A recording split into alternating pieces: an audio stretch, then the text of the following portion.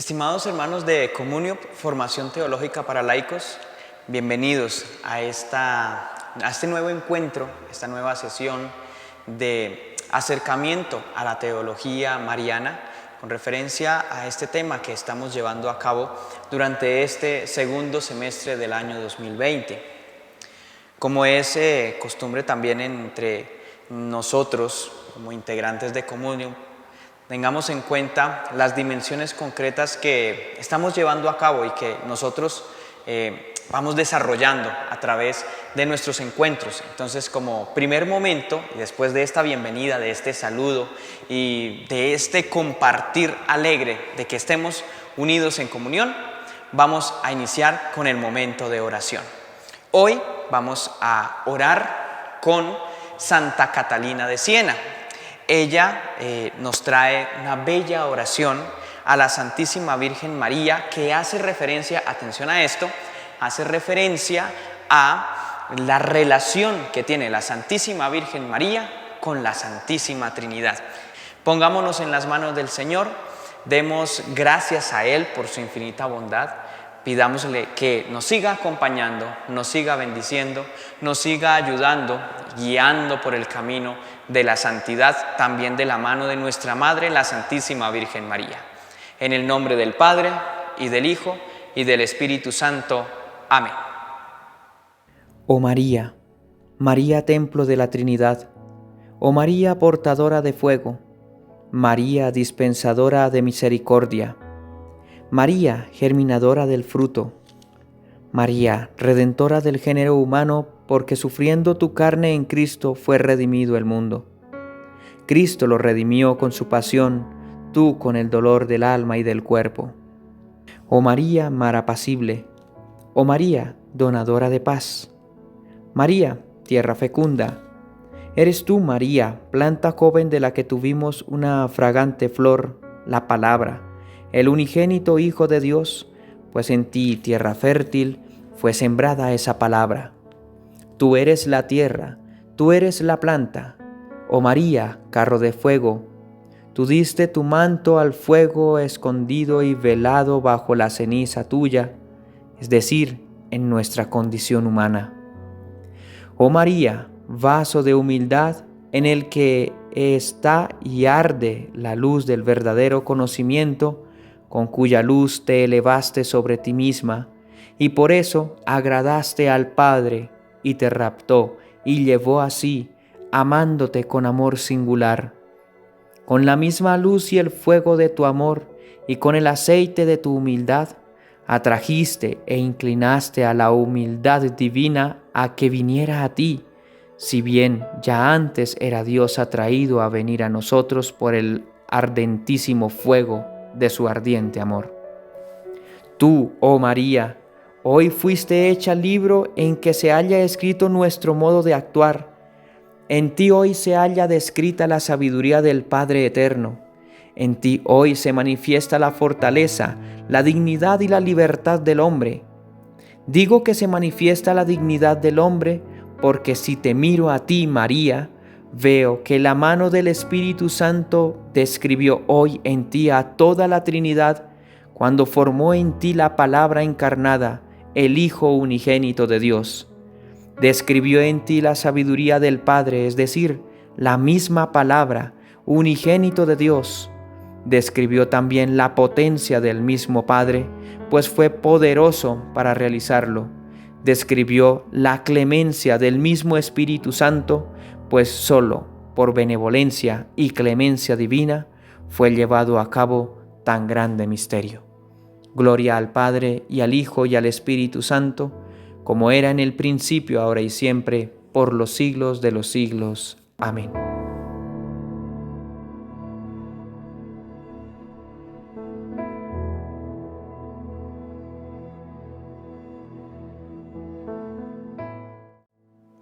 Como ustedes ya saben, en estos encuentros de comunio, en estos encuentros de formación teológica para laicos, pues es importante también que nos acerquemos a los testimonios de la vida de santidad de la Iglesia, que son muy ricos, que son muy variados y que son muy importantes y que nos van ayudando a nosotros a darnos cuenta que el ideal de Cristo, la perspectiva de salvación que nos da Cristo, es real y es factible, es posible.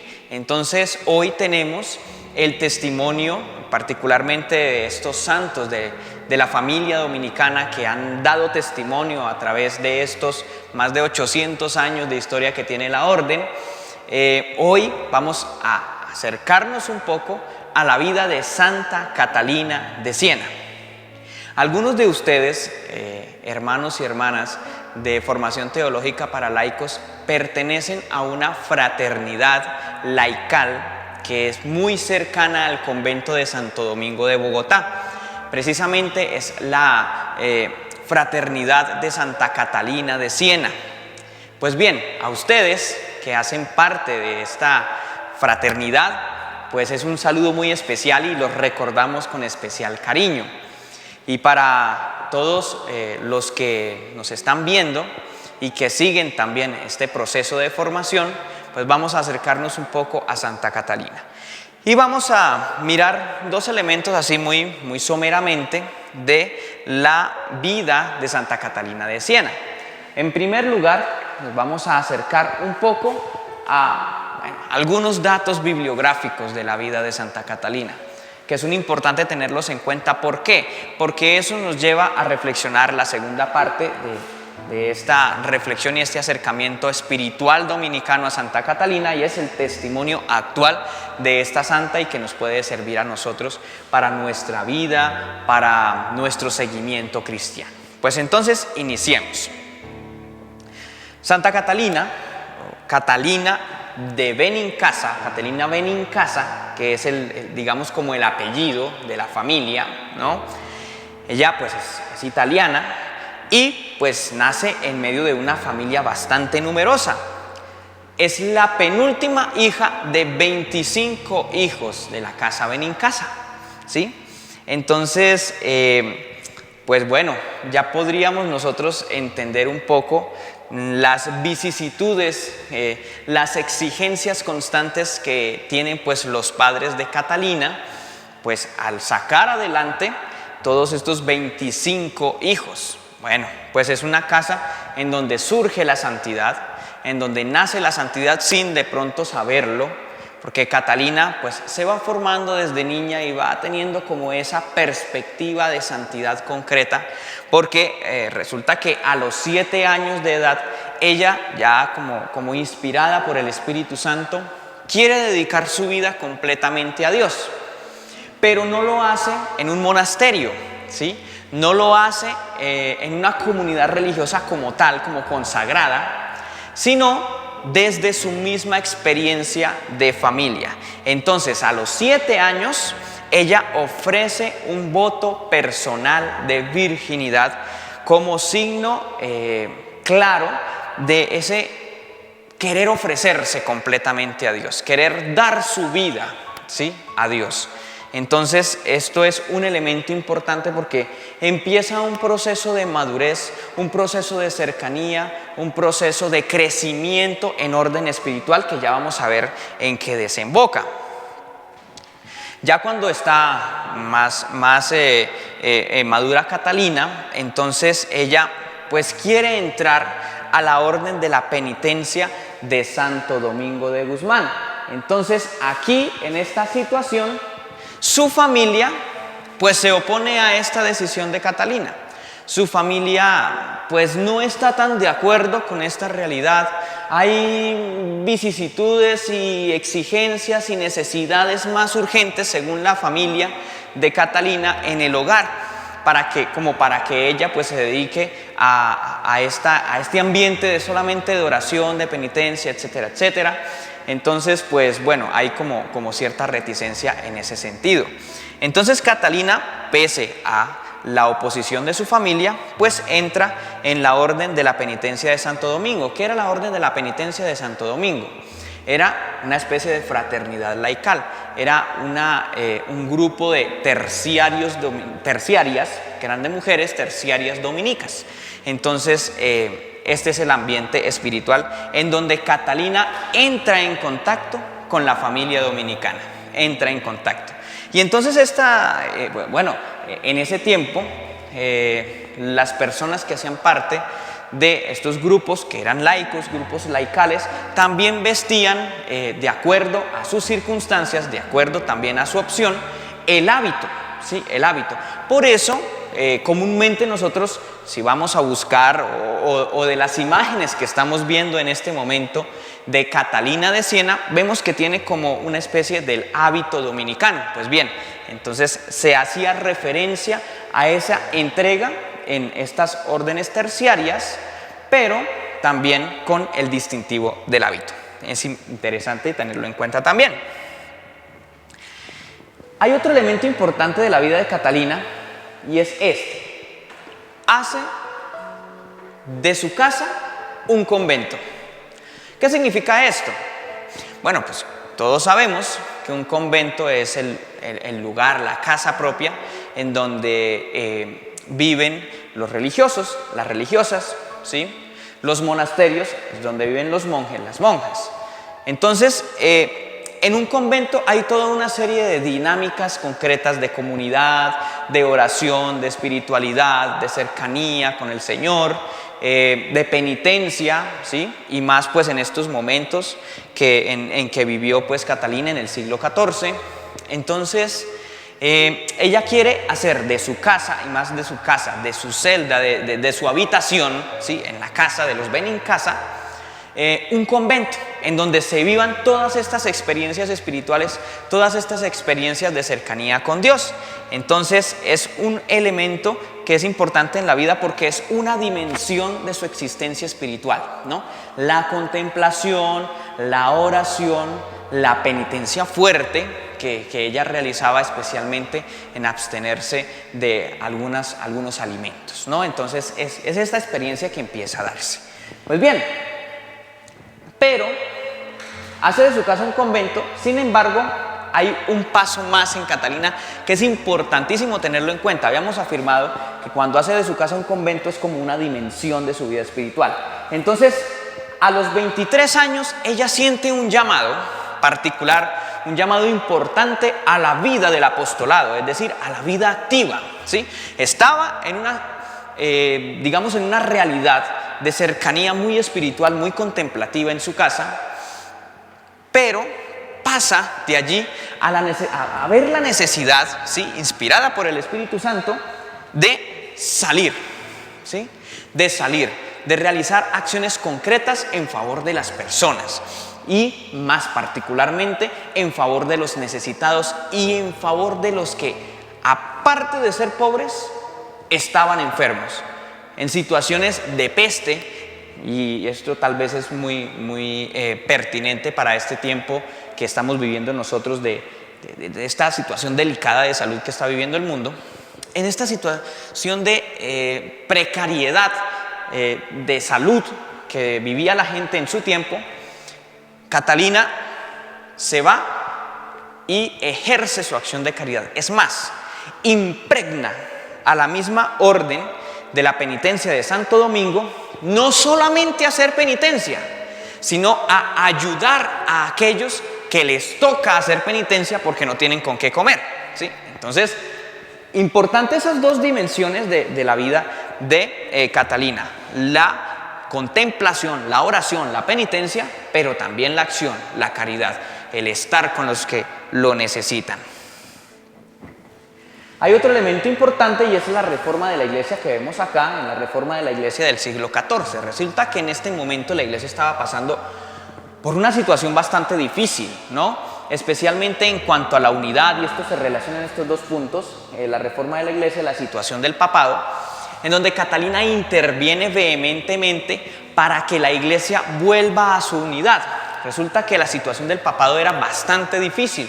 Había, digamos, una división concreta de la realidad de la iglesia en orden a el pontificado de el Papa en Roma y el Papa en otro lugar de Europa que se llama Aviñón en Francia. Entonces habían dos papas simultáneamente gobernando al mismo tiempo en la iglesia. Esto no se relaciona con lo que estamos viviendo hoy con referencia al Papa Benedicto y al Papa Francisco. El Papa Benedicto renuncia a su acción como pontífice y pues es elegido legítimamente Francisco. En este momento no era así, en este momento eran dos papas que estaban ejerciendo el ministerio petrino al mismo tiempo. Entonces había una división muy grande, radical en la iglesia, en donde pues habían conflictos, habían situaciones difíciles, había pues esta división tan grande del cristianismo en esa época.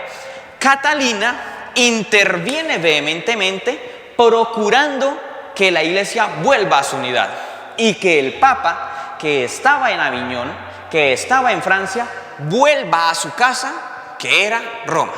Finalmente, Catalina también se le recuerda por una vivencia mística muy profunda. Y es el hecho de que ella tenía estas experiencias de espiritualidad y de incluso de éxtasis con referencia a la divinidad y especialmente con referencia a Cristo. Y entonces ella experimenta en su ser, no de manera visible, sino que son los llamados estigmas de la luz, estigmas de luz. Entonces tiene esta vivencia concreta de la pasión de Cristo de manera más profunda y más cercana a este dolor de Cristo. Y este dolor de Cristo le lleva también al impulso constante por la salvación de la iglesia, por la santidad de la iglesia, que en tiempos de Catalina pues estaba bastante precaria, ¿no? Bueno, entonces pasemos al testimonio actual de Catalina y solo vamos a decir dos elementos de este testimonio. En primer lugar, hay una integridad espiritual en ella. Ya habíamos afirmado la dimensión espiritual, contemplativa, de penitencia que tenía en su casa, teniendo su casa como un convento, ¿sí? Asimilándolo de esa manera. Y en segundo lugar, esa necesidad de la acción, esa necesidad de salir a curar, a sanar el dolor de las personas que estaban sufriendo. Entonces, esa doble dimensión, ¿sí?, se une y forma una integridad espiritual. Es esta doble dimensión de que en la oración, ¿sí?, de que en la espiritualidad, pues se vea reflejada también nuestra acción en la caridad, porque también, como se dice, quien dice que ama a Dios y no ama a sus hermanos, pues es un mentiroso, ¿no? Entonces eso lo dice pues la palabra de Dios. La segunda lección que tiene Catalina para ofrecernos en este día, en este momento, es siempre aprender a hacer la voluntad de Dios. Ella, a partir de sus cercanías espirituales muy particulares, de mística con Dios, vio la necesidad de sacar la iglesia de la situación difícil en que se estaba sumergiendo, digámoslo así, ¿no? Estaba cayendo la iglesia en una división, en una situación difícil del papado, en una situación difícil de todos los miembros de la iglesia, del episcopado, de los sacerdotes, en fin, había una situación bastante compleja, ¿no?, de división, temas morales, temas espirituales, de doctrina, en fin, ¿sí? Entonces Catalina quería sacar la iglesia de ahí, se sentía muy mal porque pareciera que no estuviera haciendo nada o que sus acciones no tuvieran efecto. Entonces el Señor en esas situaciones de espiritualidad profunda que vive Catalina, la conforta diciendo: tranquila, deja que se haga mi voluntad, ¿sí? Nosotros también a veces como que queremos hacer mucho y como que no nos salen las cosas tan bien y como que nos sentimos frustrados por situaciones complejas y por qué estas cosas no cambian, por qué esto y lo otro. El Señor también, bajo el ejemplo de Catalina, nos está diciendo: tranquilos, yo estoy ahí, ¿sí? Tranquilos, yo estoy caminando con ustedes, estamos todos en esta dinámica, ¿no?, en este camino, y con la acción conjunta de todos nosotros, pero también siempre bajo la voluntad de Dios que nos ama, las cosas pueden salir adelante, ¿sí? Las cosas pueden ser mejores. Entonces, y testimonios interesantes que nos da Santa Catalina de Siena en este día.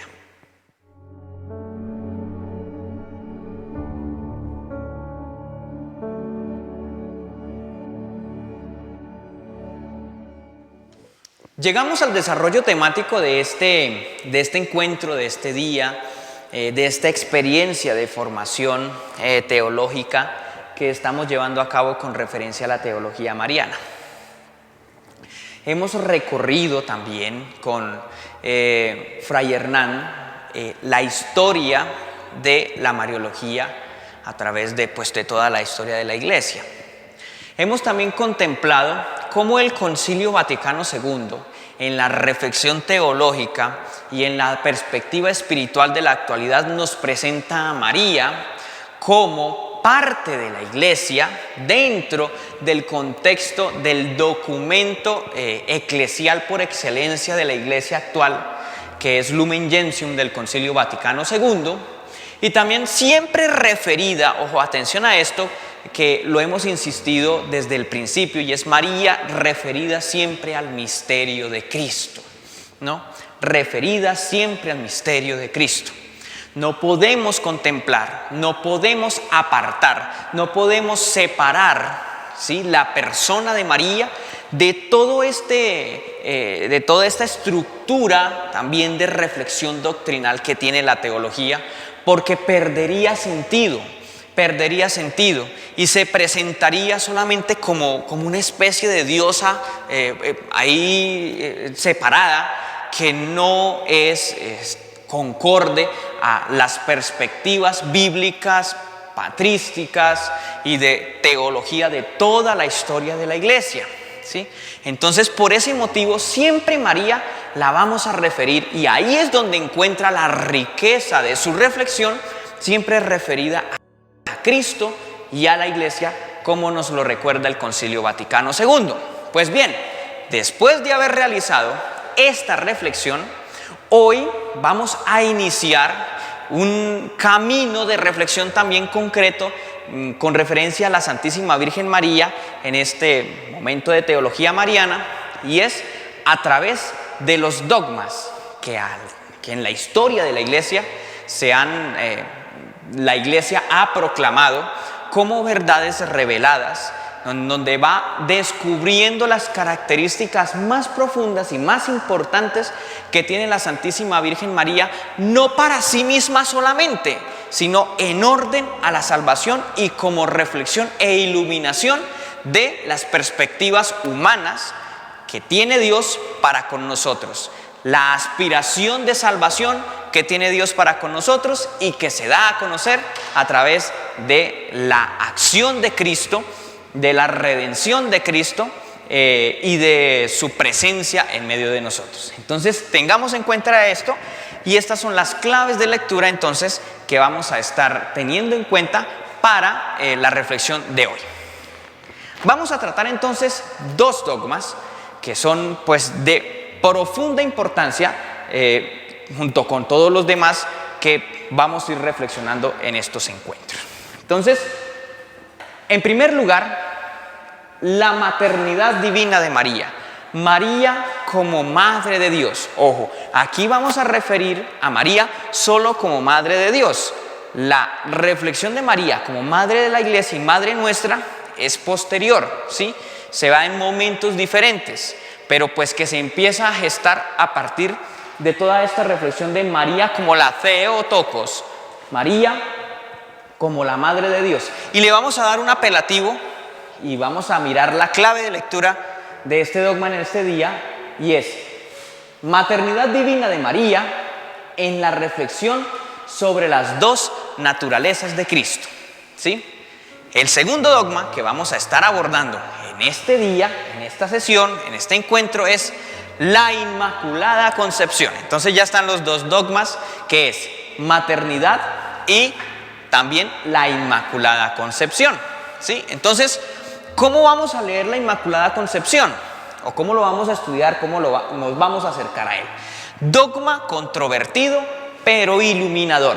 La Inmaculada Concepción, pues es un dogma que tuvo bastante profundización, incluso discusión entre los teólogos. Ya vamos a ver en qué sentido hubo esa discusión y cómo llegamos a la afirmación dogmática de la Inmaculada Concepción. Entonces, Acompáñenos en este camino de reflexión en estos dos primeros dogmas marianos, maternidad e Inmaculada Concepción.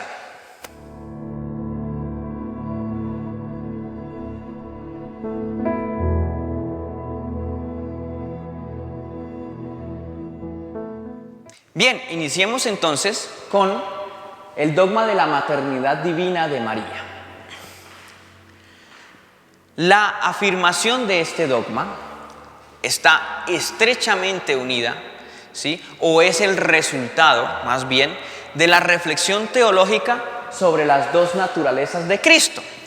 Resulta que en la época patrística, el obispo de Alejandría, Cirilo de Alejandría, y el obispo de Constantinopla o patriarca de Constantinopla, que es precisamente Nestorio de Constantinopla, tenían diferentes perspectivas de lo que era Cristo, ¿sí?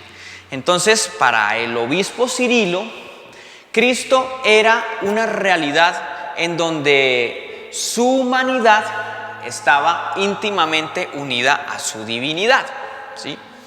Recordemos que esto es producto también de toda una reflexión pasada con referencia a las diferentes perspectivas y heterointerpretaciones sobre la Santísima Trinidad y luego sobre la persona de Cristo, todos estos momentos de herejía que se vivieron y de afirmación dogmática de la Iglesia en los concilios ecuménicos. Pues bien, en estos primeros siglos de la Iglesia se va formando como el dogma y se da pues el dogma trinitario y también el dogma cristológico. Dentro del dogma cristológico es importante tener en cuenta estas dos, formas o particularidades de Cristo que son sus naturalezas, la naturaleza humana y la naturaleza divina. Entonces, para el obispo Cirilo, María era la madre de la realidad de Cristo, que estaba referido en su naturaleza humana y en su naturaleza divina. Pero para Nestorio de Constantinopla esto no era tan fácil de decir así. Resulta que no se entendía cómo Cristo, o más bien cómo había nacido Jesús de María y después cómo el Verbo se había unido, la parte divina de Cristo se había unido a la parte humana. Todavía no era muy sencillo afirmar esta realidad bajo las categorías y bajo las perspectivas del idioma griego, que es el idioma en el que se va desarrollando pues todo el dogma del cristianismo antiguo. Pues no era fácil afirmar toda esta realidad. Entonces hay una controversia. Por eso nosotros aquí ponemos Cirilo versus Nestorio. Para Nestorio era absolutamente confuso afirmar que de una mujer había nacido Dios, ¿sí? Era muy difícil afirmarlo. Era muy difícil porque no se entendía el término de maternidad y tampoco se entendía muy bien el término, ojo con esta palabra que es clave en este dogma, persona. No se entendía muy bien esta realidad. ¿Qué era persona? ¿Qué era naturaleza? ¿Y qué era unión? Atención, unión, esta palabra es un poquito rara, pero es importante tenerla en cuenta. Unión hipostática, ¿sí? Hipostática, es decir, la unión de las dos naturalezas, pero no la unión de las dos naturalezas en donde se combinen, se fusionen y se mezclen, sino la unión de las dos naturalezas guardando cada una sus características, como verdadero hombre y como verdadero Dios. ¿Cómo se unen estas dos naturalezas? Para estas personas en este tiempo era muy difícil afirmarlo, era muy difícil clarificarlo, pero a través de esta reflexión se va dando pues el dogma. Entonces, bueno, tengamos en cuenta eso. Hay un conflicto entre dos obispos, dos patriarcas importantes de la antigüedad cristiana, que es Cirilo, obispo de Alejandría, y Nestorio, obispo de Constantinopla. Para Nestorio, sencillamente, quien había nacido de la Virgen María era Jesús, hombre, ¿sí? El hombre Jesús. Entonces, él no llamaba a María con Theotokos, sino que la llamaba antropotokos, es decir, de la que nació el hombre, ¿sí? La madre del hombre, ¿sí? Y después, entonces, la divinidad, más bien el verbo de Dios, se había unido a la persona de ese hombre Jesús que había nacido de María, ¿sí? Entonces, ninguno de los dos era una situación así absolutamente equivocada, sino que eran formas de leer esta realidad que después la iglesia se va a dar cuenta que la perspectiva más correcta de afirmación de Cristo es la que tenía Cirilo de Alejandría, a pesar de que pues Cirilo tenía sus perspectivas también políticas, etcétera, etcétera, no podemos negar ello, pero pues vamos a centrarnos solamente en la realidad del dogma, ¿no? Bien. Entonces, había otro problema.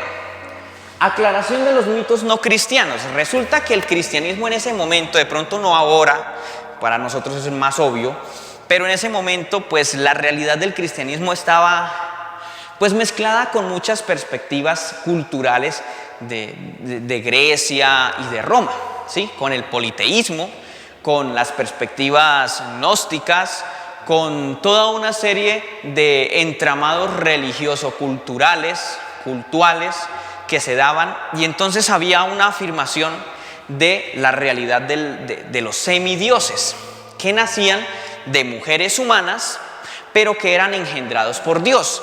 Casualmente, la perspectiva de la encarnación de Cristo se parecía, ojo, no era igual, pero se parecía mucho a estos relatos, en donde la divinidad tiene relaciones con una mujer humana y la mezcla de esa realidad divina y esa realidad de una mujer daban o nacía de esta mujer un semidios, ¿sí? O sea, un hombre que no era solamente un hombre, sino que tenía pues características de Dios, ¿sí? Pero que seguía teniendo su materialidad humana, ¿no? Entonces esta mezcla, esta realidad era difícil de comprender, y sobre todo era difícil de comprender para Nestorio, porque Nestorio decía que era necesario afirmar que de María solamente había nacido un hombre verdadero y ya, para alejarnos, para no caer en confusión con estas perspectivas paganas, en donde tal vez podrían decir algunos, entonces Jesús es un semidios, en donde María había sido concebida por Dios y se había mezclado en el vientre suyo la divinidad y la humanidad para que naciera un semidios Jesús, ¿no? Entonces, digamos que era motivo de confusión, no era tan fácil afirmarlo como lo afirmamos ahora. Entonces, estamos recorriendo ese camino de la promulgación del dogma. Sin embargo, el hecho de que María fuera llamada la Madre de Dios no es una realidad que se ve, digamos, de manera concreta con Cirilo y con Nestorio en el siglo V. En el siglo V nos ubicamos allí. Sino que es algo que ya se venía reflexionando desde incluso el siglo I, el siglo II, con María como la Madre del Señor, incluso la afirmación concreta que se da en la Sagrada Escritura, particularmente en el texto de Lucas 1:43, que dice Lucas 1:43, ¿de dónde a mí que venga a visitarme la madre de mi Señor? Le dice Isabel a María cuando llega a visitarla. Esto denota una realidad concreta en donde María sí tenía una particularidad concreta en relación con el hijo que iba a engendrar, ¿no? Entonces Isabel afirma esta realidad, y entonces realmente desde las perspectivas de la Escritura se va viendo cómo María ya era tenida en cuenta como la madre no solo de Jesús, hombre, sino la madre del Señor. Y cuando afirmamos Señor como Kyrios en griego, ¿sí? Señor con la S mayúscula, nos estamos refiriendo a un Señor que tiene relación directa con la divinidad, ¿sí? Entonces, Dios, ahí está. Este es el texto entonces, bueno, entre muchos otros que podemos nosotros referir para la efectividad del dogma. Sin embargo, es hasta el año 431 cuando se celebra el Concilio de Éfeso, precisamente y a propósito de esta peleita que tuvieron Cirilo y Nestorio, ¿sí? Y las repercusiones políticas que eso tenía, porque tenía muchas repercusiones políticas. Pero se celebra el Concilio de Éfeso. Había una división en el cristianismo en ese momento entre los que afirmaban las naturalezas de Cristo, ¿sí? Y entre los que no las afirmaban como tal en esa unión. Entonces, aquí hay un elemento importante. En Éfeso 431 se da la proclamación del dogma de la maternidad divina de María, María como la Theotokos, pero para responder la controversia teológica y más específicamente la controversia cristológica que se dio entre Cirilo y Nestorio. Es decir, se afirma a María como la Madre de Dios para afirmar así la unión hipostática entre las dos naturalezas de Cristo, la humana y la divina, en una sola palabra clave viene persona. Ojo aquí, persona. Entonces no se entendía muy bien cómo se unían y cómo, digamos, vivían las naturalezas de Cristo en una sola realidad. No se entendía hasta que viene a la luz el término de persona. Entonces María se percibe acá como, dentro del contexto de las naturalezas de Cristo que tenemos acá, en donde se afirma que Cristo, ojo aquí, es una persona en donde están las dos naturalezas. El Concilio de Éfeso lo afirma. Solamente 20 años después, en el Concilio de Calcedonia se va a afirmar de qué manera están las naturalezas de Cristo en una sola persona. Pero eso ya es un tema pues de cristología. Aquí afirmamos que María es la Theotokos, es decir, es la Madre de Dios, porque de ella ha nacido la persona de Jesucristo. Ojo, no el hombre Cristo y no Dios, sino la persona de Jesucristo. Atención a esto, que aquí hay que hilar muy fino porque la precisión dogmática es muy grande, ¿sí? Y es muy precisa, ¿sí? Muy minuciosa. Entonces tenemos las dos naturalezas que en la concepción, aquí viene otra palabra clave, el verbo de Dios asume, ojo con este verbo, asumir, asume. De pronto ustedes han escuchado la palabra kenosis. ¿Qué es la kenosis? La kenosis es la afirmación de que Dios se abaja y asume la condición humana. Ojo, no es que se vuelva humano, no es que se vuelva humano. Porque si afirmamos que se vuelve humano, entonces como si dijéramos que se mezclaran las dos naturalezas y se volviera un superhombre Jesús, ¿sí? Un semidios, no, pero no es así. Es que asume la condición, ¿sí? La asume, ¿sí? Sin dejar de ser Dios completamente, ¿sí? Sin dejar de ser Dios, pero sin dejar de ser hombre completo, con su alma y con su cuerpo completos. Jesucristo es verdadero hombre en su integridad, en su totalidad, menos en el pecado. Lo afirmamos en el credo, ¿sí? Entonces, ahí está. Pero la naturaleza divina asume esa condición humana. ¿De dónde saca Jesucristo su naturaleza humana? De María. De María. Saca la naturaleza humana. Y de Dios viene la naturaleza divina que se une en una sola persona, sin dejar de ser verdadero Dios y sin dejar de ser verdadero hombre. Se une en una sola persona, y esa persona, y aquí es donde viene la clave del dogma de la maternidad divina de María, y esa persona, esa única persona, ¿sí?, que tiene dos naturalezas, humana y divina, nace de María. ¡Pum! María, Madre de Dios. ¿Sí? María, Madre de Dios.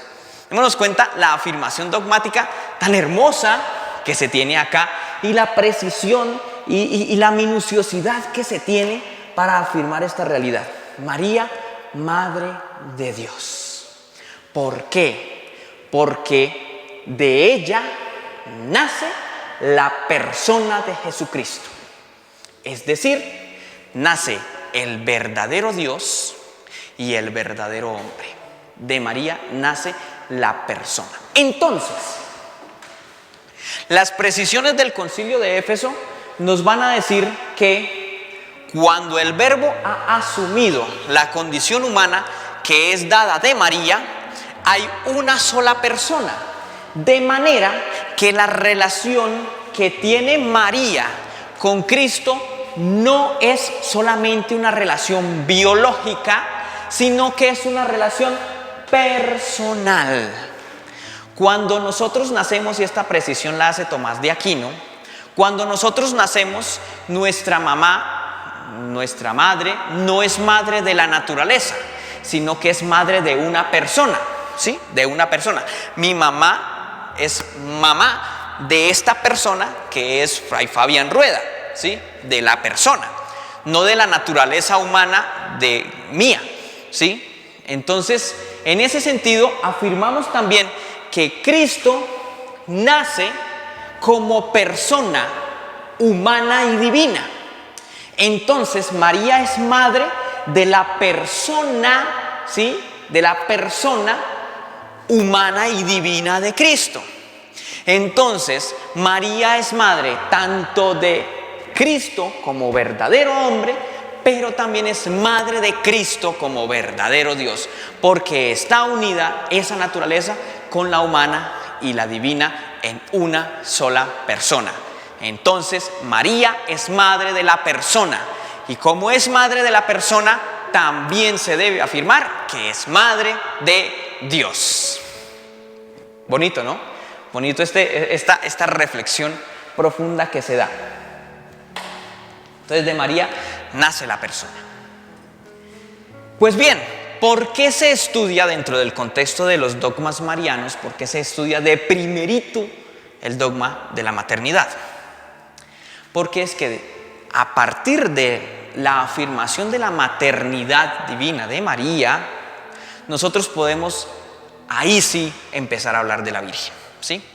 Bueno, en este curso hemos empezado precisamente con la Sagrada Escritura, pero es que la Sagrada Escritura nos está diciendo de primerazo que María es madre de Jesucristo, ¿sí? Es lo primero que nosotros tenemos con referencia a la Escritura de la Virgen María, que es madre de Jesucristo.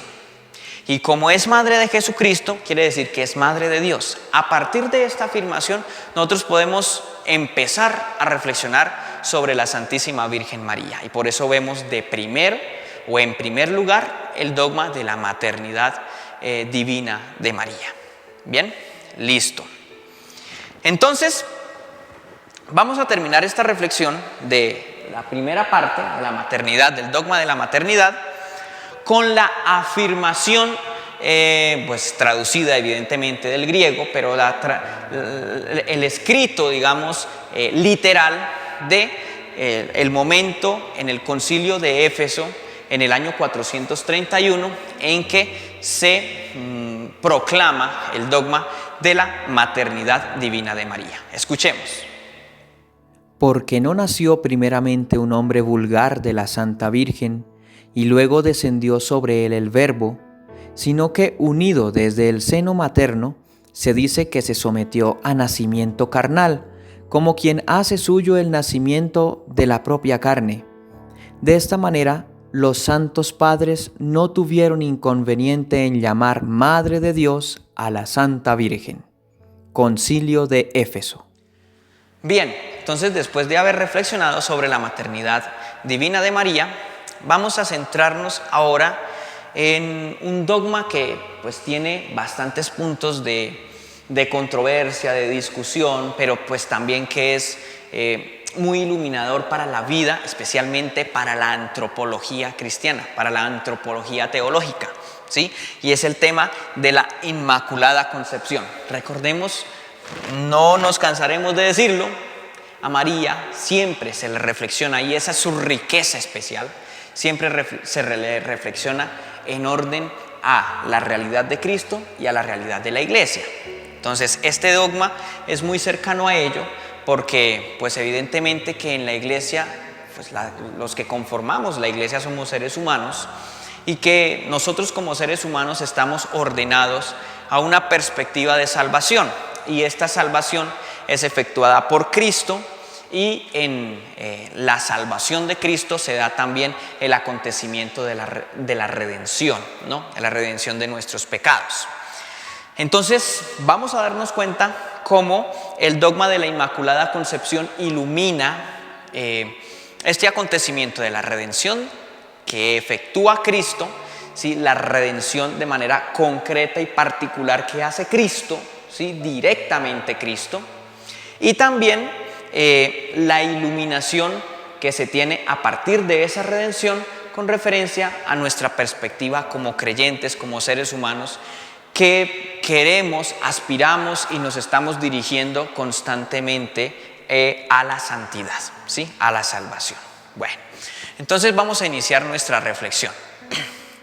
Este es un dogma un poquito difícil de percibir, o no de percibir, sino más bien de reflexionar, o de llegar a acuerdos, ¿sí? Y eso se dio en la historia de la teología, porque no hay una mención directa. Ojo, no quiere decir que no se pueda intuir en la Sagrada Escritura esta realidad, pero no hay una mención directa, como sí la hay, de la maternidad de María con referencia al Señor, ¿sí? Ya miramos Lucas 1:43, en donde precisamente se nos habla de ello. Pero con la Inmaculada Concepción es un poquito más complejo, porque hay que revisar un poco más a profundidad los textos para poder mirar, para poder deducir, para poder concluir esta realidad de la Inmaculada Concepción de la Virgen María, ¿sí? No está literal, pero sí está allí, ¿sí? No quiere decir que no esté. Por eso se necesita más reflexión, ¿sí? Bueno, pero la perspectiva de María con referencia a su papel como Madre de Dios, por eso les digo que siempre el punto de partida es la maternidad de María, y la maternidad de María no se puede entender sin la realidad de Cristo. Por eso María siempre se le reflexiona al lado de Cristo, ¿sí? Y al lado de la Iglesia. Bueno, entonces eso, María, por ser Madre de Dios, por ser Madre de Jesucristo, por ser la mujer de quien nace la persona de Jesucristo como verdadero Dios y como verdadero hombre, fue preparada de manera especial por Dios para esta realidad. Entonces, el punto de partida de esta reflexión es precisamente afirmar la santidad de María. ¿Y en qué términos afirmamos la santidad de María? En muchos, pero de manera particular y para la reflexión de este dogma, nos referimos a la santidad de María en orden a una preparación especial que Dios tuvo de ella para, valga la redundancia, prepararla para ser la madre de Cristo, ¿sí? La madre del Verbo encarnado. Y esta particular preparación de Dios para con María consistió en otorgarle a ella un don especial de gracia. Ojo con esto, un don especial de la gracia, es decir, una gracia especial, una realidad agraciada en María. Y esta realidad agraciada en María, que la prepara desde su concepción, y aquí ya estamos hablando en términos del dogma, que la prepara desde su concepción para ser la madre de Dios. Entonces, hay una certeza. ¿Cuál es esa certeza? Que María tiene un don de santidad especial.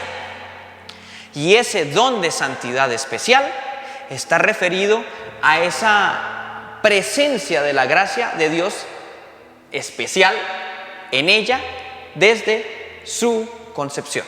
¿Listo? Bien. Entonces, ahí vamos.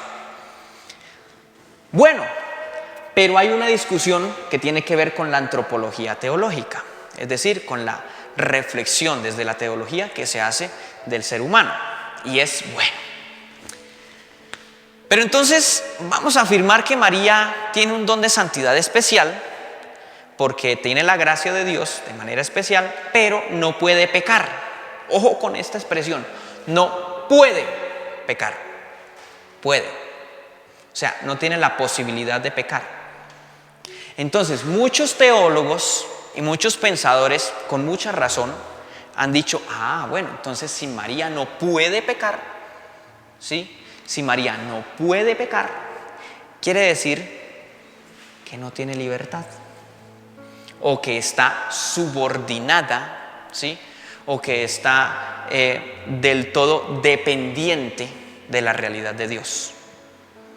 Entonces, eso le impide a María tener la posibilidad de decidir, y entonces en últimas parecería que el sí que dio María en la anunciación pues hubiese sido como manipulada por Dios para que dijera eso, ¿sí?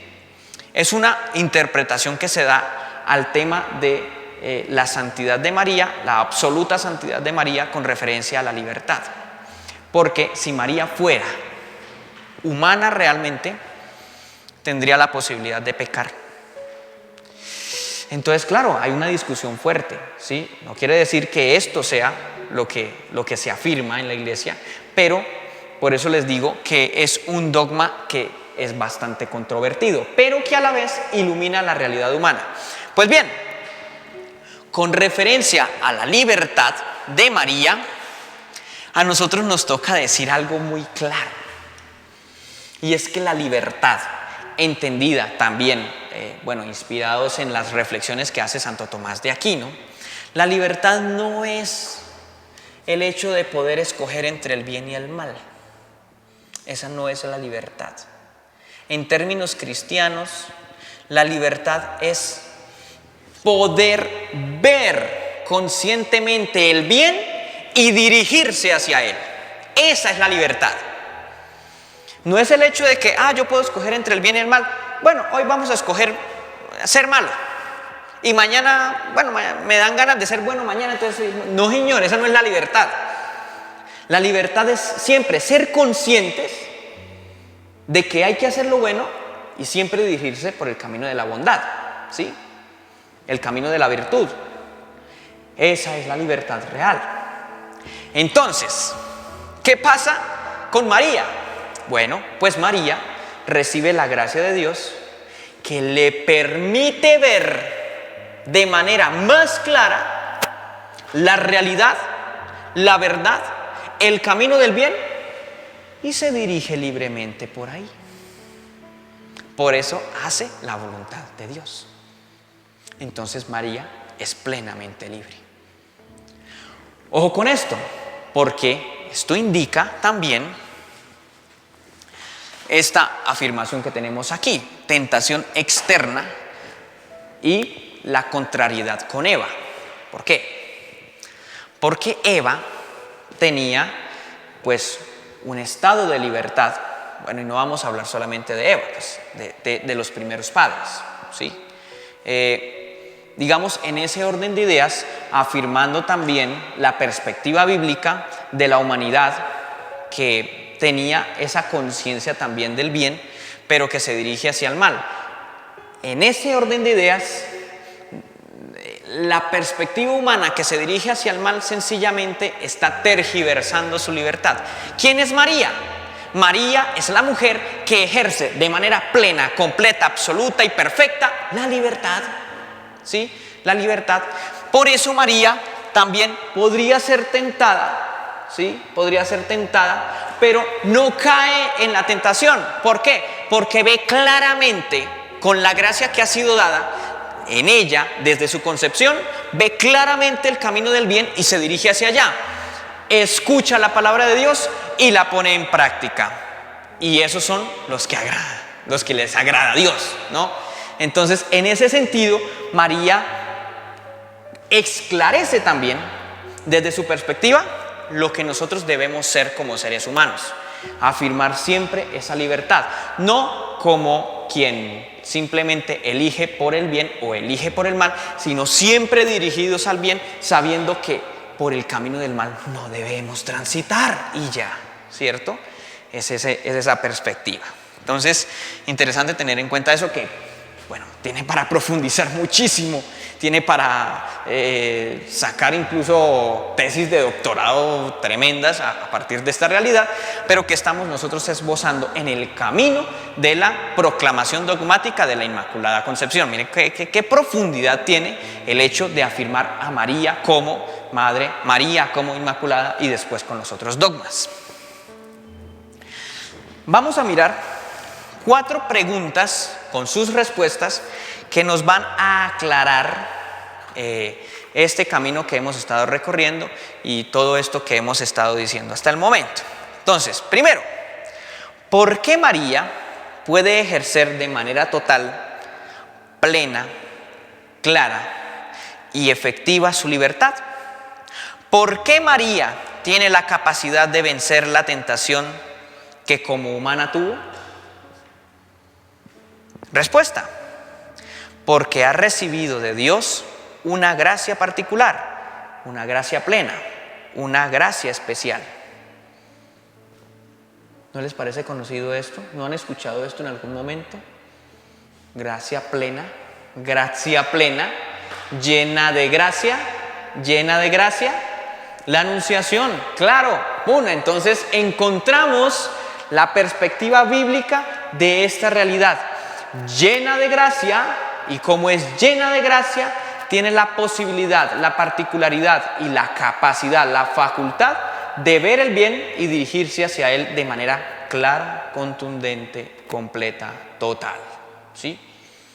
Entonces, ese sí de María, que da en la anunciación, es un indicio claro de su preparación previa de Dios para con ella, no de su propia dignidad concreta, sino que Dios la hace digna, la prepara, la predispone para ejercer esta acción. Pero María, conscientemente y sabiendo por dónde es, dice sí, ¿sí? Plena y libremente, dice sí. Esto le permite ser un humano pleno, porque es que la realidad de pecado en últimas no estaba inscrita en la realidad que Dios crea en referencia al hombre. El pecado viene por una mala acción humana de la libertad. Entonces María, como no se dirige, o más bien como no realiza la libertad de manera equivocada, sino de manera correcta, María es plenamente ser humano. ¿Ven? Listo. El pecado no hace parte de la realidad primigenia del ser humano. Bien. Segunda pregunta: ¿cómo manifestamos en la teología, en la tradición de la Iglesia y en la vida de la piedad cristiana la presencia de la gracia de Dios en María? ¿Cómo la afirmamos? Respuesta: afirmando que desde siempre ella fue, ojo con la palabra que viene aquí, preservada del pecado desde su misma concepción.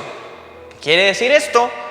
Que María, desde su concepción en el vientre de su mamá, ¿sí?, que la tradición y que los textos apócrifos nos han dicho que se llamaba Ana, la mamá de María, ¿sí?, hoy Santa Ana. Entonces, que desde su concepción en el vientre no se vio sometida al efecto de pecado. ¿Por qué?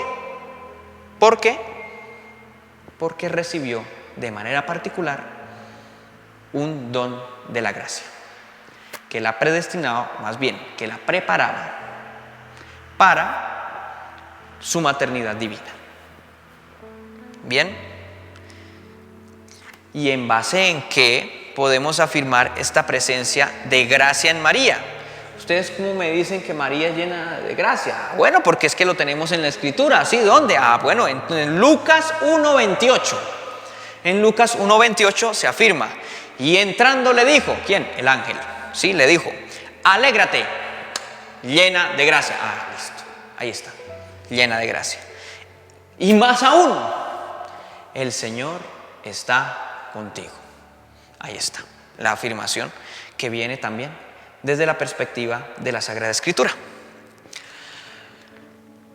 Bueno, entonces, chévere. Entonces ya tenemos que María fue preservada, fue escudada, ojo, fue escudada del pecado, ¿sí? Con la gracia que viene de Dios, ¿sí?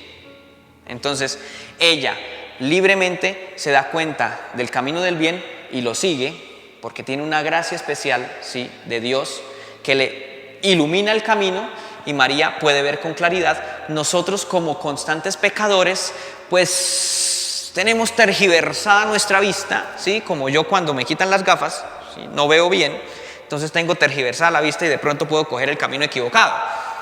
Esa es la realidad del pecado, que tergiversa, que nubla nuestra vista hacia la salvación, pero María la tenía clara, y entonces, como la tenía clara, se fue por ahí libremente. Sí, esa es la ejecución de la libertad correctamente. Bueno, pero ¿cómo entonces denominamos de manera concreta, de manera clara y genérica, esta condición de María? Respuesta: afirmamos que María fue concebida sin pecado original. En otras palabras, que María es la Inmaculada Concepción. Y ahí encontramos la formulación concreta de este dogma. Entonces, todo esto que hemos dicho es para decir que María es concebida desde el vientre de su mamá sin la mancha, sin la acción, sin el efecto, sin la condición del pecado original.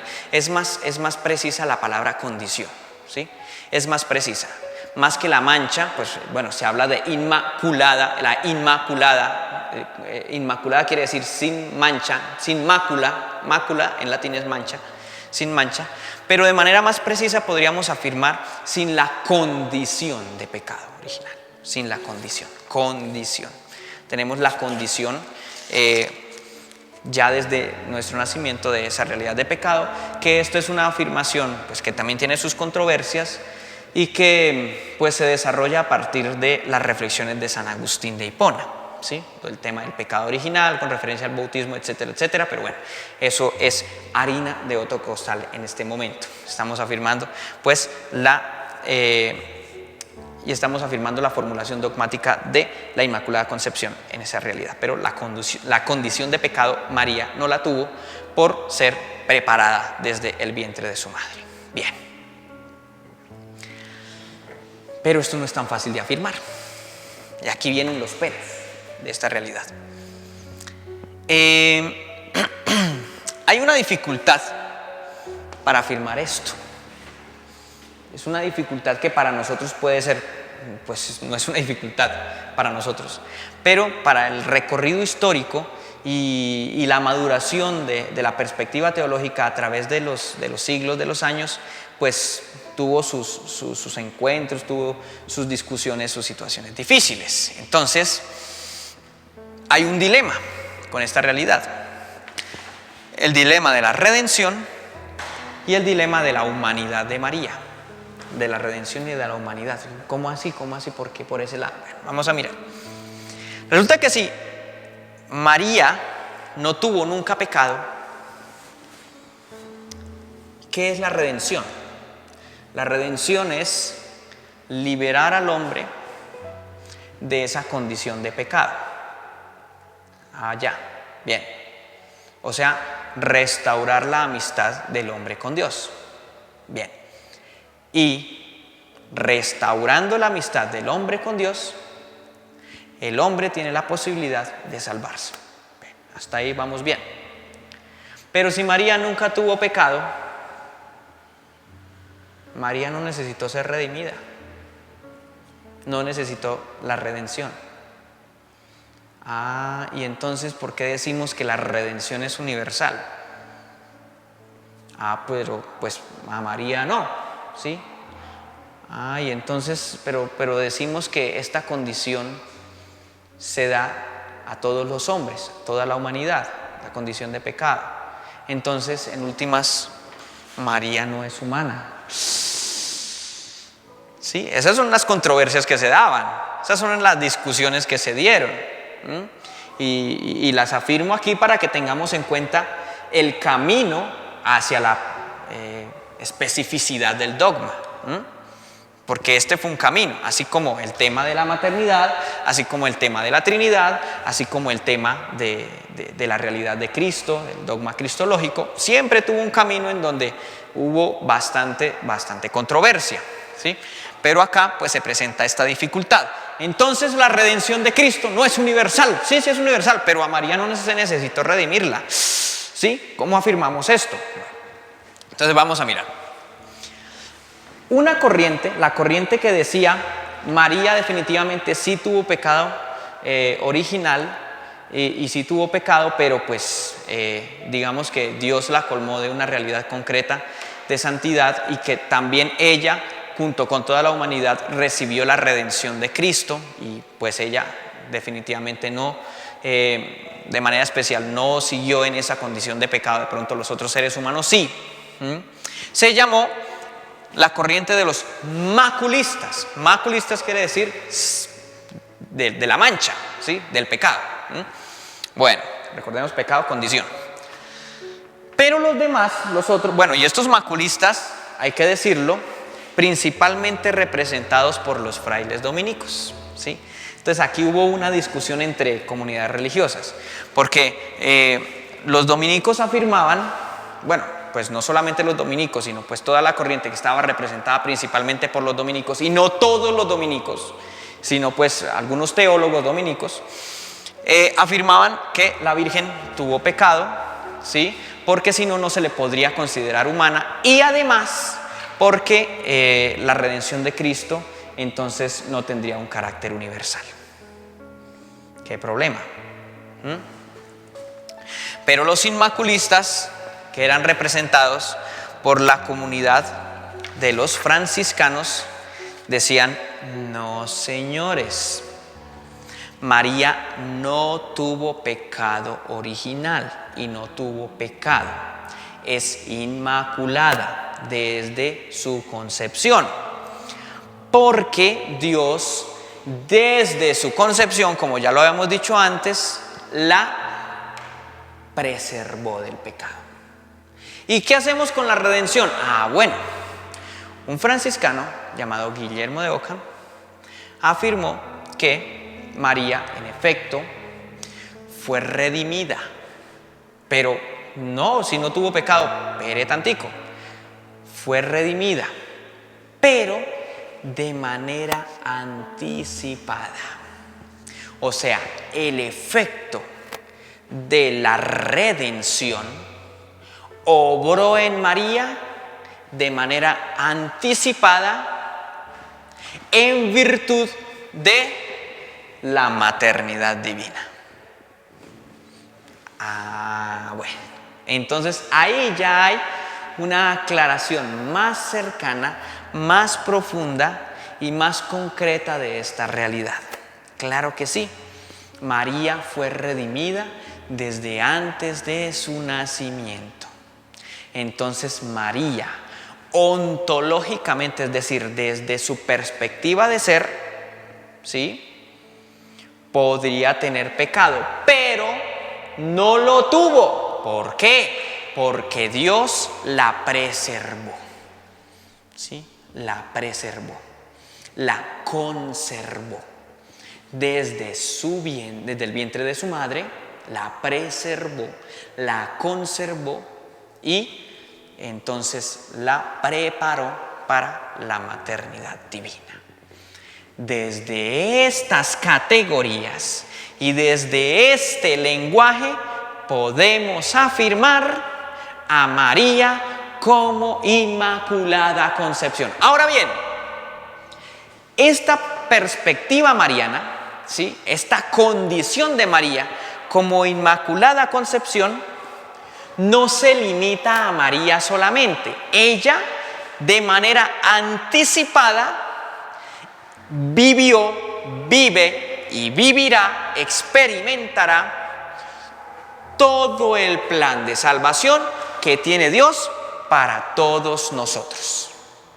Es decir, que nosotros estamos llamados, y por eso afirmaba que también esclarecía la perspectiva humana de nosotros como iglesia, como hijos de Dios, como creyentes, como seres humanos.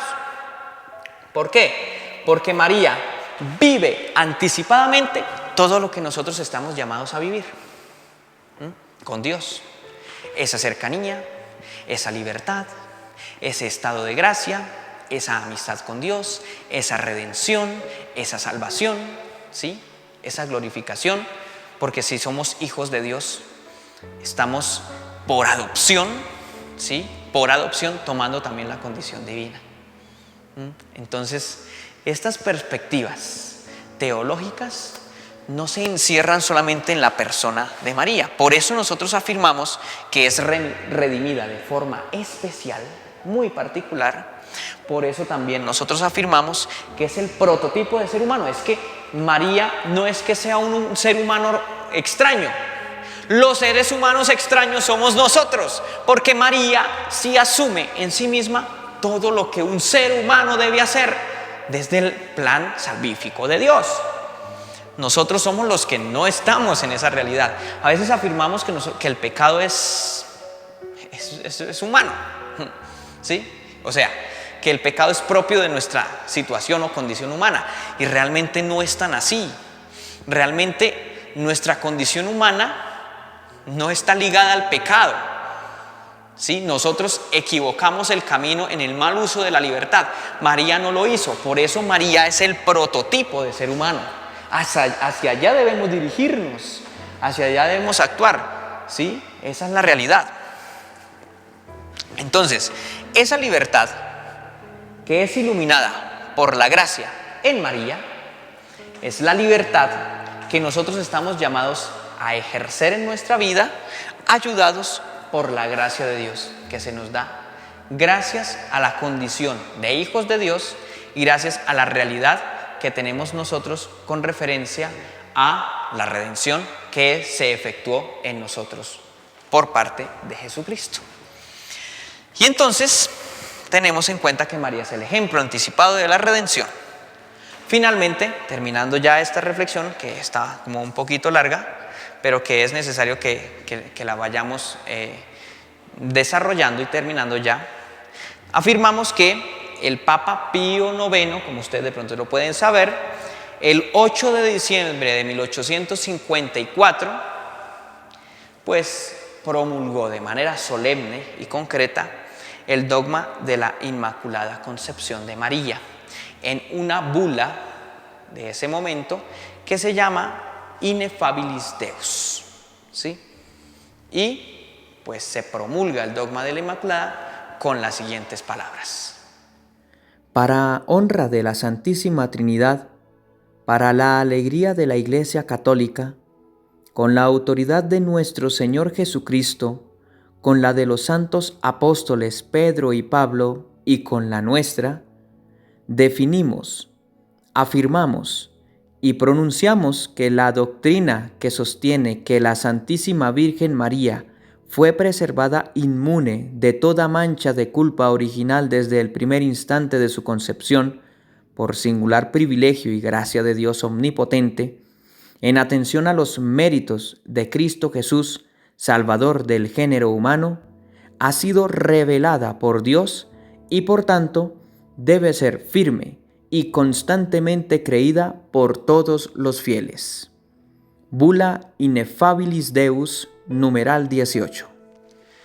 Terminemos nuestro encuentro del día de hoy Teniendo en cuenta el taller que pues semana a semana estamos llevando a cabo para profundizar los temas vistos.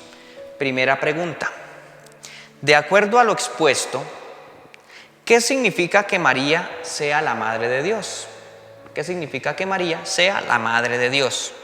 Segundo, ¿por qué podemos afirmar que María fue preservada del pecado original?